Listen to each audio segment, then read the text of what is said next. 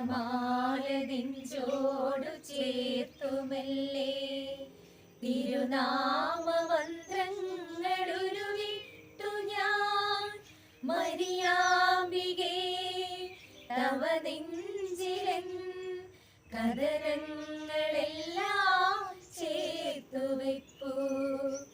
ആവേ ആവേ Ave Maria, ആവേ ആവേ Ave Maria, ആവേ ആവേ Ave Maria, ആവേ ആവേ Ave Maria.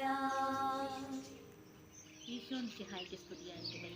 പ്രിയമുള്ളവരെ, പരിശുദ്ധ അമ്മയുടെ ജനന തിരുനാളിൻ്റെ നന്മകളും അനുഗ്രഹങ്ങളും ഏറെ സ്നേഹത്തോടെ എല്ലാവർക്കും ആശംസിക്കുന്നു.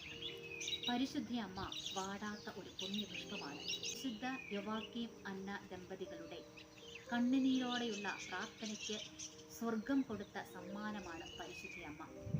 സ്വർഗം ഭൂമിയിൽ ഇറങ്ങി വരാൻ ദൈവം പണിത മനോഹരമായ ദേവാലയമാണ് പരിശുദ്ധ അമ്മ. വിശുദ്ധ ബർണാഡ് ഇങ്ങനെ പറയുന്നു: മറിയത്തെ അനുഗമിച്ചാൽ നമുക്ക് വഴിതെറ്റുകയില്ല.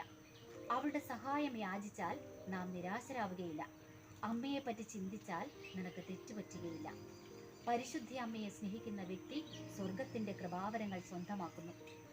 സ്വർഗം സ്നേഹിക്കുന്ന, സ്വർഗം ബഹുമാനിക്കുന്ന, സ്വർഗം അംഗീകരിക്കുന്ന ഒരു മഹാവ്യക്തിയാണ് പരിശുദ്ധ അമ്മ. ഈ പരിശുദ്ധ അമ്മയുടെ ജന്മദിനത്തിൽ വിശുദ്ധിയുടെ നീലമേലെങ്കിൽ നമ്മെ ഓരോരുത്തരെയും ചേർത്ത് വെക്കണമേ എന്ന് ആഗ്രഹിച്ച് നമുക്ക് പ്രാർത്ഥിക്കാം. പരിശുദ്ധ അമ്മയ്ക്ക് ഏറെ ഇഷ്ടപ്പെട്ടതാണ് ജപമാല പ്രാർത്ഥന. ഈ ജപമാല പ്രാർത്ഥനയിൽ പരിശുദ്ധ അമ്മ നമ്മെ ഓരോരുത്തരെയും ചേർത്ത് വയ്ക്കും.